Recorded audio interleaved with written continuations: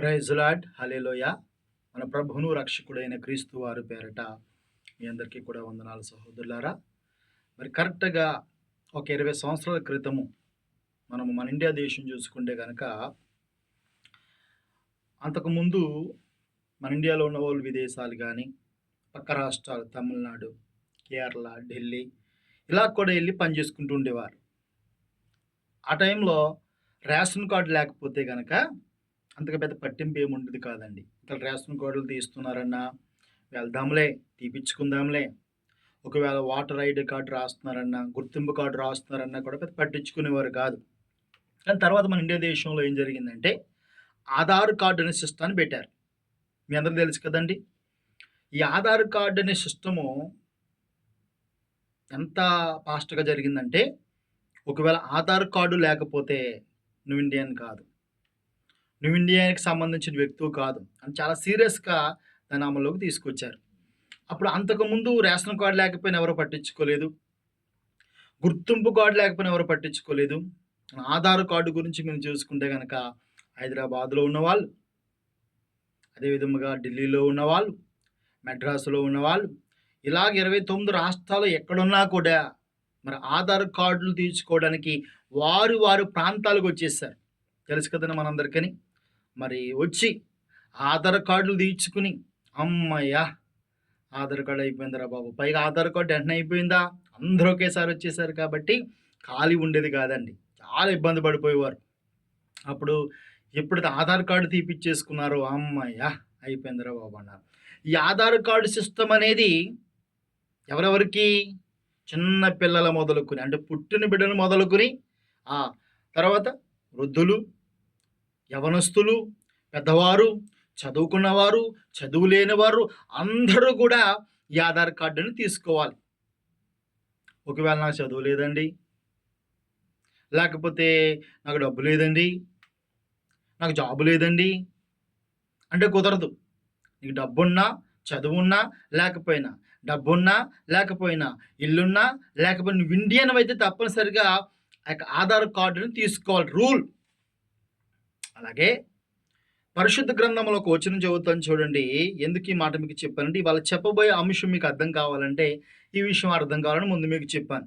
మత్తయి సువార్త 11వ అధ్యాయము 28వ వచనము, 29వ వచనము, 30వ వచనం మనం జాగ్రత్తగా చదువుకుంటే యేసు ప్రభు మాట్లాడుతున్న మాటలు, యేసు ప్రభు చెబుతున్న మాటలు ఇది చాలా సీరియస్‌గా మనం తీసుకోవాలి. ప్రతి క్రైస్తవుడు కూడా ఈ మాటని అర్థం చేసుకోవడం కొరకు ప్రయత్నం చేయాలి. చదువుతున్నాను, గమనించండి. ప్రయాసపడి భారము మోసుకొనుచున్న సమస్త జనులారా నా యొద్దకు రండి, నేను మీకు విశ్రాంతి కలుగజేయుదును. నేను సాత్వికుడును, దీన మనసు గలవాడును గనుక మీ మీద నా కాడు ఎత్తుకుని నా యొద్ద నేర్చుకునుడి, అప్పుడు మీ ప్రాణములకు విశ్రాంతి దొరుకును. యాలేనగా నా కాడి సులువుగాను నా భారము తేలిగ్గాను ఉన్నది. ఇక్కడ 2 సార్లు ఒకే పదాన్ని పలికాడు చూడండి. విశ్రాంతి కలుగజేయుదును, విశ్రాంతి దొరుకును, విశ్రాంతి కలుగజేయుదును, విశ్రాంతి దొరుకును అని యేసుక్రీస్తు ప్రభువారు చాలా స్పష్టముగా, సీరియస్‌గా ప్రతి క్రైస్తవులకు చెబుతున్న మాట ఇది. అందరూ కూడా గమనించాలి. అంటే ఇండియా దేశంలో ఆధార్ కార్డు తీసుకోకపోతే నువ్వు ఇండియన్స్ కాదు, నువ్వు ఇండియా సంబంధించిన వ్యక్తువు కాదు, ఆ దేశంలో నీకు ఆ పౌరుషత్వం లేనట్లే. అలాగే మనము క్రైస్తవులమైతే గనక యేసుప్రభు నమ్ముకున్నావా, బాప్తిసం తీసుకున్నావా, యేసుప్రభు నిన్నే పిలుస్తున్నాడు అన్నాడు. ప్రయాసపడి భారం మోసుకున్న సమస్త జనులారా నా యొద్దకు రమ్మంటాడు. ఇక్కడ 2 విషయాలు ఉన్నాయి. ఒకటి, యేసుప్రభు నమ్ముకోని వారు కూడా ఈ పిలుపు ఉంది. ఎవరైతే యేసుప్రభు నమ్ముకోలేదో వారు కూడా ఈ పిలుపు ఉంది. సమస్త జనులను పిలుస్తున్నాడు. నా దగ్గరే మీకు విశ్రాంతి దొరుకుని అంటున్నాడు. నా దగ్గరే మీకు విశ్రాంతి కలుగజేయుదును అంటున్నాడు. ఇది సమస్త ప్రజలకు చెబుతున్న మాట. రెండవది, ఆల్రెడీ యేసుక్రీస్తు ప్రభు దగ్గరకు వచ్చినా కూడా చాలా మంది జీవితంలో ఏమి లేదు, విశ్రాంతి లేదు, ప్రాణముకి నెమ్మది లేదు. విశ్రాంతి లేని వారు, యేసు ప్రభు నమ్ముకోని వారు పరిస్థితి అలాగుంది. యేసు ప్రభు నమ్ముకున్నవారు అనగా రక్షణ పొందిన వారి జీవితంలో కూడా విశ్రాంతి లేని వారు చాలా మంది ఉన్నారు. దేనికి ఇస్తానండి అంటారా? నిజమే, యేసు ప్రభు చెప్తున్నాడు. గుర్తుపెట్టుకోండి, దేవుడు చెప్పింది చెప్పినట్టు మనం చేయకపోతే మనకి విశ్రాంతి దొరకదు, మన ప్రాణముకి నెమ్మది దొరకదు. ఆయన చెప్పింది చెప్పినట్టు చేస్తే మనకి విశ్రాంతి, నెమ్మది, మన ప్రాణములకి నెమ్మది, విశ్రాంతి కలగజేసేవాడు దేవుడే. అది ఎప్పుడు మనకు దొరుకుతుందంటే ఆయన ఆయన చెప్పింది చెప్పినట్లు చేసినట్లు. ఆయన ఏం చెప్పాడు? ప్రయాసపడి భారం మోసుకున్న సమస్త జనులారు నా యొద్దకు రండి, నేను మీకు విశ్రాంతి కలగజేదును. నా యొద్దకు వచ్చి ఏం చేయమన్నాడు? నేర్చుకోమన్నాడు ఫస్ట్. 2, నా కాడిని భుజం మీద వేసుకోమన్నాడు. ఈ 2 విషయాలు మీరు చాలా జాగ్రత్తగా గమనించుకోవాలి. ఇవాళ నిన్నటి దినాల్లో మనం చూసుకున్నట్లయితే కనుక క్రైస్తవుల జీవితమే చూద్దాం. రక్షణ పొందుకున్నప్పటికీ, బాప్తిసం పొందుకున్నప్పటికీ కూడా మన జీవితంలో ఎన్నో కష్టాలు, ఎన్నో బాధలు, ఎన్నో అప్పులు, ఎన్నో సమస్యలు, ఎన్నో రోగాలు, వీటిని బట్టి మన జీవితంలో ఏమీ లేదు, మన ప్రాణమునికి నెమ్మది లేదు, మన ప్రాణమునికి విశ్రాంతి లేదు, మన ప్రాణముకు సంతోషము లేదు. చాలాసార్లు అంటాం, ఎప్పుడు రా బాబు చచ్చిపోయే కానీ నాకు విశ్రాంతి దొరకదంటారు చాలామంది. నిజమే కదండి. ఎందుకంటే చాలా కాలం నుంచి కష్టపడుతున్నా కూడా, చాలా కాలం నుంచి పోరాడుతున్నా కూడా మన జీవితంలో చాలామందికి ఏం లేదు, విశ్రాంతి లేని వారు చాలామంది ఉన్నారు. మన జీవితంలో సంతోషం లేని వారు చాలామంది ఉన్నారు. యేసు ప్రభు దీనికి మందు ఏం చెప్పాడంటే, దీనికి టాబ్లెట్ ఏం చెప్పాడంటే, ప్రయాసపడి భారం మోసుకుంటున్నారా, కాబట్టి మీ భారం మీరు మోసుకోకుండా నా యొద్దకు రండి. నీ యొద్దకు వచ్చి, నా యొద్దకు వచ్చి నేర్చుకోమని చెప్తున్నాడు. ఫస్ట్ ఏం చేయాలి? క్రైస్తవుడు అనేవారు ఎవరైనా సరే దేవుని దగ్గరకు వచ్చి నేర్చుకోవాలి. ఫస్ట్ ఆఫ్ ఆల్ నేర్చుకోవాలి. 2, ఆయన కాడి మోపుతాడంట, ఆ కాడి మొయ్యాలంట. మీకు వాక్యం అర్థమవుతుంది కదండి. గుర్తుపెట్టుకోండి. మీకు విశ్రాంతి కావాలా, మీ ప్రాణానికి నెమ్మది కావాలా, అయితే ఏం చేయమంటారండి అయ్యగారంటే, తాయెత్తు కావాలా? తాయెత్తు ఉన్న మా దగ్గర నుంచి చెప్తాను. తాయెత్తు గురించి చెప్పట్టు కొంతమంది అదే చెప్తారు కదండి. మీకు సమాధానం లేదా, శాంతి లేదా, విశ్రాంతి లేదా, మా దగ్గర రండి తాయెత్తు ఇస్తామని చెప్తారు. క్రైస్తవులు కూడా చెప్తారు ఈ మధ్యలో ఇటువంటి మాటలు. మీకు సమాధానం లేదా, శాంతి లేదా, ప్రార్థన చేసుకోండి అయిపోతుంది. అలాగా మోకరించండి, ప్రార్థన చేయండి, ఆ ప్రార్థన చేసిన వెంటనే మీకు సమాధానం వచ్చేస్తుంది అని చెబుతున్నారు. ప్రార్థన చాలా ముఖ్యమైనది క్రైస్తవ జీవితంలో, కానీ అది చేసినంత మాత్రాన్ని నీకు విశ్రాంతి దొరకదు. ఇది నా మాట కాదు, యేసు ప్రభు చెప్తున్నాడు. నీ ప్రాణముకు విశ్రాంతి దొరకాలంటే, నీకు విశ్రాంతి దొరకాలంటే, నీకు నెమ్మది కలగాలంటే, నువ్వు చేయవలసింది చేయకుండా ఎవరెవరో చెప్పారు అని మాత్రమే నాకు యేసు ప్రభు చెప్పిన మాటలు ఇవి. నా మాటలు కాదు, యేసు ప్రభు చెప్పాడు. నా యొద్దకు వచ్చి నేర్చుకోమని చెప్తున్నాడు. 2, కాడిమేమని చెప్తున్నాడు. ఏం నేర్చుకోవాలి మనము? ఏమండి, క్రైస్తవులకి ఏం తెలీదు. క్రైస్తవులు ఏం నేర్చుకుంటారండి? వస్తారు, ఎవరో చెప్తారు, సువార్త అంగీకరిస్తారు, నిజమైన దేవుడని, రక్షణ పొందుకుంటారు, అక్కడితో అయిపోయింది అనుకుంటారా? అమ్మయ్యా అయిపోయిందిరా బాబు, నేను క్రైస్తవుని అయిపోయాను, పరలోకం వెళ్ళిపోతాను అనే భ్రమలో బ్రతుకుతున్నవారు ఈరోజు చాలామంది లేకపోలేదు. అలా భ్రమలో బ్రతికిస్తున్నది కూడా సేవకులే. చెప్పవలసింది చెప్పకుండా, ప్రజలకు ఏం బోధించాలో బోధించకుండా, ప్రార్థన చేసుకో, కూర్చుని ప్రార్థన చేసుకో, అయిపోయింది అని చెప్పేవారు కూడా కొంతమంది లేకపోలేదు. యేసు ప్రభు అంటున్నాడు, నీకు నెమ్మది కావాలంటే, నీకు శాంతి కావాలంటే, నీ ప్రాణములకు నెమ్మది, శాంతి కావాలి, నా దగ్గరకు వచ్చి నేర్చుకోమంటున్నాడు. ఫస్ట్ వీళ్ళు ఎంతమంది నేర్చుకున్నారండి? క్రైస్తవుల్లో చాలామందికి యేసు ప్రభు ఎందుకు పుట్టాడో తెలుసా? చాలామందికి తెలియదు. ఎందుకు చనిపోయాడో తెలియదా? చాలామందికి తెలియదు. ఎందుకు పరలోకం వెళ్ళాడో తెలుసా? చాలామందికి తెలియదు. ఎందుకు తిరిగి వస్తాడో తెలియదా? చాలామందికి తెలియదు. పరిశుద్ధ గ్రంథంలో ఎన్ని పుస్తకాలు ఉన్నాయో తెలుసా? తెలియదు. దేవుడు అనే దేవుడు ఎందుకు వచ్చాడో తెలియదు. దేవుడు ఎవరో కూడా తెలియదు. తండ్రి ఎవరో తెలియదు. పరిశుద్ధాత్ముడు ఎవరో తెలియదు. యేసుప్రభు ఎవరో తెలియదు చాలామందికి. ఒకవేళ అడిగామనుకోండి, అమ్మా మరి యేసుప్రభు ఎందుకు వచ్చాడమ్మా? ఏవో తెలియదండి, మా పాస్టర్ గారు చెప్తారండి. అమ్మ యేసుప్రభు ఎందుకు చనిపోయాడమ్మా?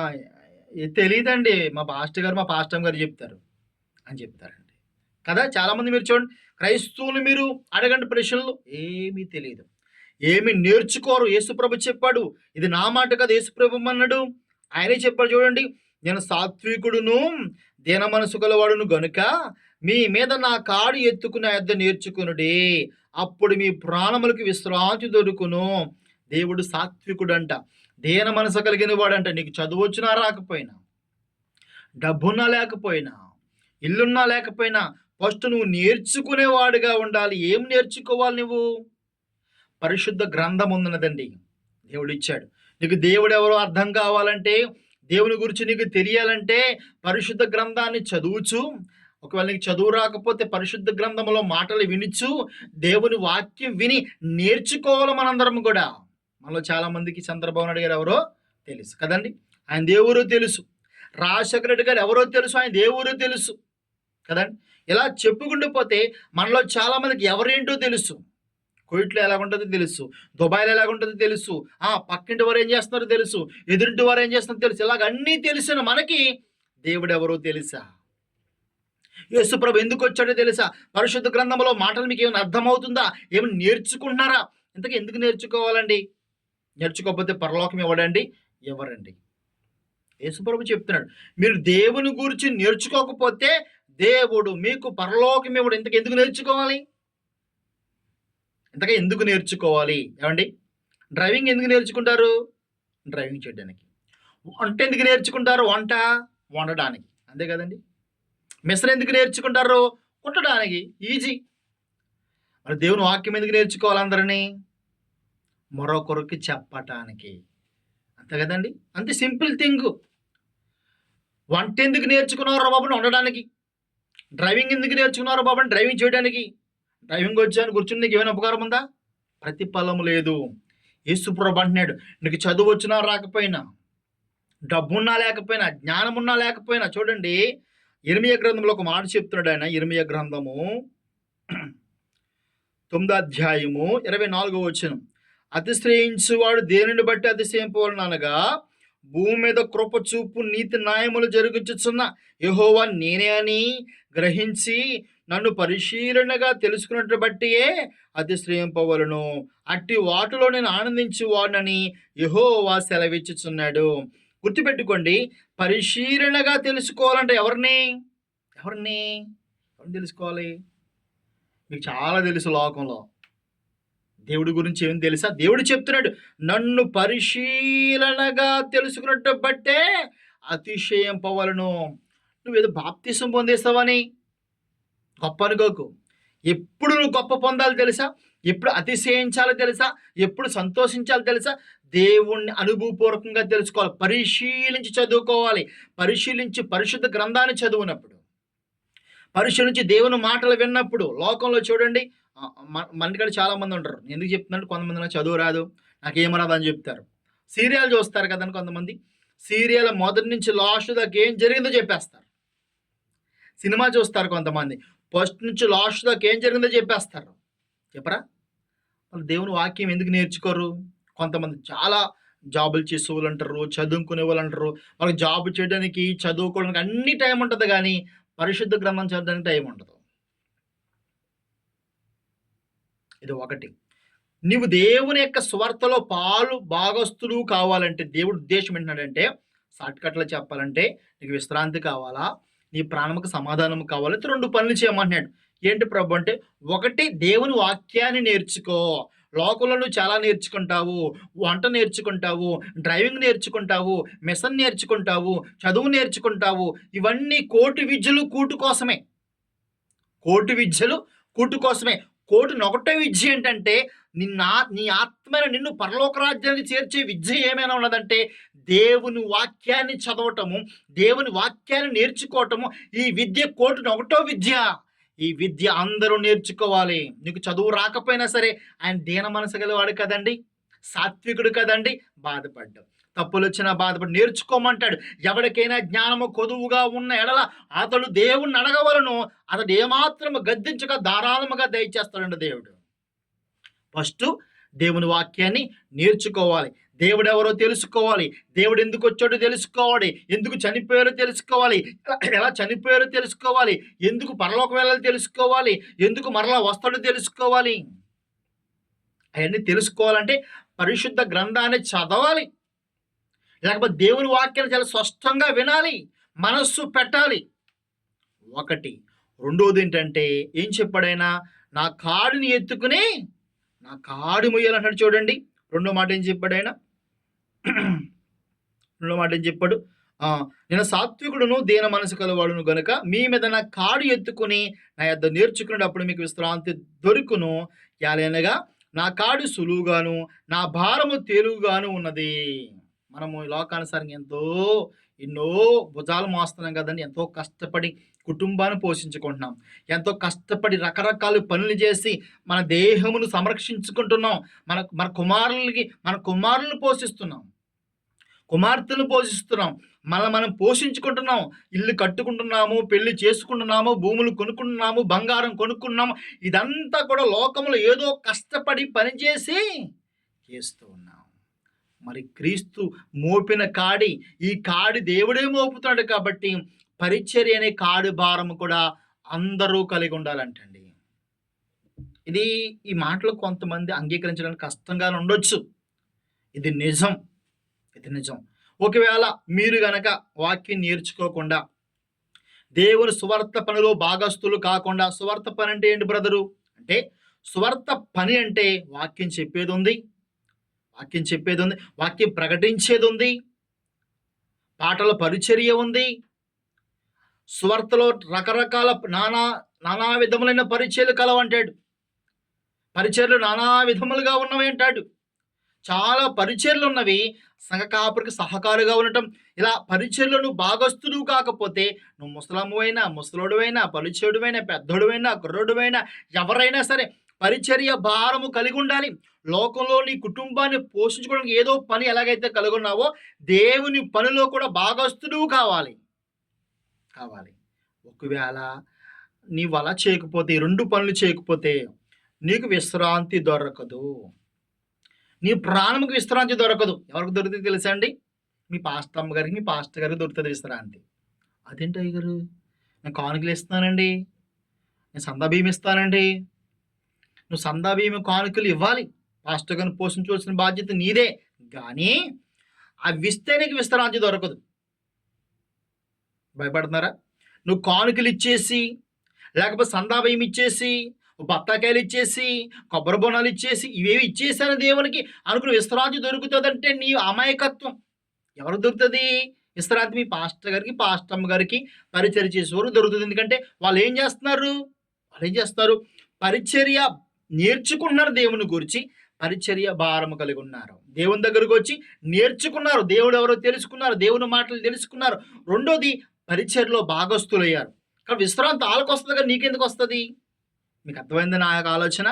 విశ్రాంతి వస్తే వాళ్ళకు వస్తుంది, మీ పాస్టర్ అమ్మగారికి, మీ పాస్టర్ గారికి, సంఘంలో పెద్దలకు వస్తుంది విశ్రాంతి. హృదయముకు ప్రాణమును మీకు రాదు. మీకు రావాలి అంటే మీరు కూడా ఏం చేయాలి? మీరు కూడా దేవుని వాక్యాన్ని నేర్చుకోవాలి, దేవుడు ఎవరో తెలుసుకోవాలి. ఇర్మియా గ్రంథంలో చెప్పాడు కదా, అతిశయించువాడు దేనిని అతిశ్రయించాలి అంటే నన్ను పరిశీలనగా తెలుసుకోవడం బట్టే అతిశయించాలని ప్రభువు చెబుతూ ఉన్నాడు. రెండోది, నీవు ఈ సువార్త పనిలో భాగస్తుడు కాకపోతే నీకు సమాధానము, సంతోషం అనేది రాదు. ఎంత డబ్బు సంపాదించినా రాదు. ఒకవేళ నువ్వు మోకరించి 5 గంటలు ప్రార్థన చేయి, రాదు. 10 గంటలు ప్రార్థన చేయి, రాదు. ఇదేంట్రా వీడు ఎలా మాట్లాడుతాను అనుకుంటున్నారా? ప్రార్థన మనకి పునాదే. ప్రార్థన ఒకటే దేవుడు చెప్పలేదు. కానీ ఇక్కడ ఒకటి దేవుడి దగ్గర నేర్చుకునేటప్పుడు ప్రార్థన లాగా మనము అసలు దేవుని దగ్గర రమ్మనంటే అర్థం ఏంటి? వచ్చి ఆయన దగ్గర మోకరిస్తాం, ప్రార్థనే చేస్తాం. అది ఎలాగ పక్క. కానీ ప్రార్థన చేసుకోవడంతో పాటు దేవుని వాక్యాన్ని చదవాలి. యెహోవా ధర్మశాస్త్రమునందు ఆనందించుచు దివారాత్రము దానించిన వాడు ధన్యుడు. అతడు నీటి కాలువ యోరన నాటబడినదై ఆకు వాడక తన కాలమందు ఫలమిచ్చి చెట్టు వలె నుండును. అతడు చేనుదంతయు సఫలమగును. దుష్టులు అలాగనుండక ఏమైపోతారు? దుష్టులు గాలి చెదరగొట్టు పొట్టు వలేనుంటారంట. నువ్వు దేవుని పరిశుద్ధ గ్రంథాన్ని దివారాత్రము ధ్యానించకుండా, దేవుడు ఎవరో తెలుసుకోకుండా, నువ్వు వాక్యాన్ని చదువుకోకపోతే గనక, లేఖనాలు ధ్యానించకపోతే గనక, దేవుడు ఎవరో నీకు అర్థం కాకపోతే గనక దేవుడి గురించి నువ్వు చెప్పలేవు. అసలు విషయం ఏంటంటే, అసలు ప్రాముఖ్యమైనది ఏంటంటే దేవుని సువార్త ప్రకటించటం. అందరూ పాస్టర్ గారు, పాస్టర్ అమ్మగారే కాదు, గుర్తుపెట్టుకోండి. సువార్త ప్రకటించడం మంచి వార్త అంటే యేసు ప్రభు మనందరి కొరకు వచ్చి చనిపోయాడు. ఆయనే మార్గము, ఆయనే జీవం, ఆయనే సత్యం. అదే సువార్త. అది అందరూ చెప్పాలి, ఎవరికొకరికి చెప్పాలి. అది నువ్వు చెప్పాలి అంటే నీకు వాక్యం తెలిసి ఉండాలి. తెలియాలంటే అందుకే దేవుని వద్దకు వచ్చి నేర్చుకోవాలి. చాలామంది ఆదివారం ప్రార్థనకి వెళ్తారు. ఎలాగెళ్తారు? 12 గంటలకు ప్రార్థన అంటే 1 గంటకు ఒకరు వెళ్తారు, 1 గంటన్నరకు మరొకరు వెళ్తారు, 2 గంటలకు వెళ్ళే వాళ్ళు కూడా ఉంటారు. ఇంక నువ్వేం నేర్చుకుంటావు? కాబట్టి నా ప్రియ సంగమా గమనించండి. మరి పౌలు అంటున్నాడు చూడండి, కొరింథీయులకు రాసిన 2వ పత్రిక 12వ అధ్యాయము మనము 9వ వచనం చదువుకుంటాం. అందుకు నా కృప నీకు చాలును. 8వ వచనం చదువుకుందాం. అది నా యొద్ద నుండి తొలగిపోవాలని దాని విషయమై ముమ్మారు ప్రభుని వేడుకుంటుని. అయితే 9వ వచనం, అందుకు నా కృప నీకు చాలును, బలహీనత యందు నా శక్తి పరిపూర్ణమగుచున్నదని ఆయన నాతో చెప్పును. కాగా క్రీస్తు శక్తి నా మీద నిలిచిన నిమిత్తము విశేషంగా నా బలహీనతలు యందే బహు సంతోషముగాను అతిశయపడుచున్నాను. పౌలు గారు మనకు తెలుసు కదండి, ఆ 10వ వచనం, నేను ఎప్పుడు బలహీనుడునో అప్పుడే బలవంతుడును గనుక క్రీస్తు నిమిత్తము నాకు కలిగిన బలహీనతలలోను, నిందలలోను, ఇబ్బందుల్లోను, విమర్శల్లోను, ఉపద్రవములో నేను సంతోషించుచున్నాను. పౌలు అనే మహాభక్తుడు మనకు కనబడతాడు పరిశుద్ధ గ్రంథంలో. ఆయన చాలామందిని స్వస్థపరిచాడు, చాలామందిని బాగుపరిచాడు. ఆయనకి ఏదో జబ్బు వచ్చింది, పచ్చబాసలో ఏదో రోగం వచ్చింది ఆయనకి. రోగం వచ్చినప్పుడు ఆ రోగాన్ని బట్టి ప్రభువా ఈ రోగనాయకుని తీసే ప్రభువా, ఈ రోగనాయకుని తీసే ప్రభువా అని 3 సార్లు ప్రార్థన చేశాడంట. అప్పుడు దేవుడు అన్నాడు, నేను తీయను అబ్బాయి, తీయను, తీసే సమస్య లేదు. అదేంటి ప్రభువా, నీ పరిచయం చేస్తున్నాను, నీ సేవ చేస్తున్నాను, నీ కోసం బ్రతుకుతున్నాను ప్రభు అంటే దేవుడు అన్నాడు, నీ బలహీనతల యందే నా శక్తి పరిపూర్ణమగుచున్నదని దేవుడు చెప్తున్నాడండి. అంటే మన కష్టాలు ఉన్నాయని, అప్పులు ఉన్నాయని చాలామంది చెప్పేది ఇలాక్కడే తప్పించుకుంటారని చాలామంది కూడా. చాలామంది జీవితంలో జరిగేది ఏంటంటే అప్పులు, సమస్యలు, బాధలు, రోగాలు ఇవన్నీ ఉండటం బట్టి మనుషుడు ఏమైపోతాడు, కృంగిపోతూ ఉన్నాడు. కాబట్టి వాళ్ళు ఏమనుకుంటారంటే ఇవన్నీ తీరిపోయిన తర్వాత నేను దేవుని దగ్గరికి వస్తాను, ఇవన్నీ తీరిపోతే అప్పుడు దేవుని దగ్గరకు వచ్చి మారు మనసు పొందుతాను, దేవుని పరిచయంలో సహకారిగా ఉంటాను, 1000 రూపాయలు కానుకిస్తాను, 10,000 కానుకిస్తాను అనుకునే భ్రమలో బ్రతుకుతున్నారు చాలామంది. పౌలంతట వాడికి అంటున్నాడు దేవుడు, నీ బలహీనతల యందు, నీకే బలహీనత అయితే ఉందో, నీకే రోగం అయితే ఉందో ఆ రోగం యందే నా శక్తి పరిపూర్ణమవుతుంది, కాబట్టి అలాగ ఉండనే నీకు మంచిదే అంటున్నాడు. కాబట్టి నీ జీవితంలో, నా జీవితంలో మనకున్న సమస్యలు, మనకున్న బాధలు, మనకున్న రోగములు బట్టి తర్వాత చూద్దామంటే కాదు, ఇలాగ ఉండగానే, సమస్యల్లో ఉండగానే, రోగంలో ఉండగానే, బాధల్లో ఉండగానే మనం ఏం చేయాలంటే అండి, ఏం చేయాలి, దేవుని గూర్చి నేర్చుకోవాలి, దేవుని గూర్చి తెలుసుకోవాలి. 2 ఆయన గురించి ప్రచురించేవారుగా, ఆయన గురించి ప్రకటించేవారుగా దేవుని కాడుమేమని చెప్తున్నాడు దేవుడు. అప్పుడు కానీ నీకు విశ్రాంతి దొరకదంట. మళ్ళీ చదువుకున్న అవసరమైతే మత్తయి సువార్త 11:28-29 మీరు చదువుకుంటే, ప్రయాసపడి భారం మోసుకున్న సమస్త జనులారా నా యొద్దకు రండి, మీకు విశ్రాంతి ఇస్తానంటాడు. ఎప్పుడు విశ్రాంతి ఇస్తాడు? ఆయన గురించి నేర్చుకున్నప్పుడు, ఆయన గురించి తెలుసుకున్నప్పుడు, ఆయన కాడి మోసినప్పుడు. కాడి అనగా దేవుని సువార్త. సువార్త పనులు భాగస్థులు కండి. మీరు కూటు కోసం కోటి విద్యలు చేసుకుంటున్నారు కదా ఈ లోకంలో, కోటి విద్యలు చేసుకున్నారు, ప్రతి ఒక్కడు ఏదో పని చేసుకుంటున్నాడు. కానీ కోటిని ఒకటో విద్య అంటే తెలుసండి, మన ఆత్మను కాపాడుకునే విద్య. అదే సువార్త అనే పని. నీకు చదువు రాదని నువ్వు ఒక పక్కన ఉండడానికి వీల్లేదు. నీకు చదువు వచ్చినా రాకపోయినా, జ్ఞానమున్నా లేకపోయినా, బలమున్నా లేకపోయినా, నువ్వే స్థితిలో ఉన్నా సరే, నువ్వు ఒక బలహీనతలో ఉన్నా, రోగంలో ఉన్నా, వ్యాధుల్లో ఉన్నా, సమస్యల్లో ఉన్నా, అప్పుల్లో ఉన్నా, ఐ డోంట్ కేర్, నువ్వు ఎలాగున్నా సరే వచ్చి నేర్చుకోవాలి. ఆ యొక్క సువార్తను ప్రకటించేవాడుగా ఉండాలి.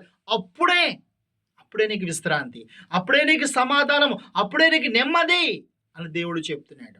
అంతేగాని సమస్యలు ఉన్నాయి కదని కృంగిపోయి ఒకసారి కూర్చుని నువ్వు ఏడుస్తూ ప్రార్థన చేస్తే దేవుడేమీ చేయలేడు. ప్రార్థన చేసుకోవాలి, కానీ ప్రార్థన కంటే ముందు మనం ఏం చేయాలి, నేర్చుకోవాలి దేవుని గురించి.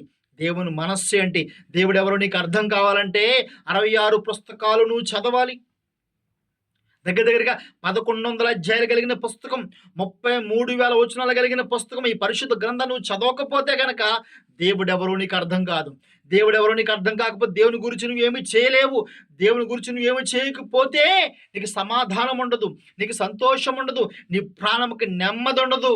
నీ కొడుకులు ఉండొచ్చు, కూతుర్లు ఉండొచ్చు, డబ్బు ఉండొచ్చు, ఈ లోకంలో ఏమి ఉన్నా దేవుడు చెప్పినట్టు చేయకపోతే కనుక నీ జీవితంలో సంతోషము, సమాధానం అనేది కోల్పోతావు. అది నీకు దొరకనే దొరకదు. ఇది దేవుని వాక్యం.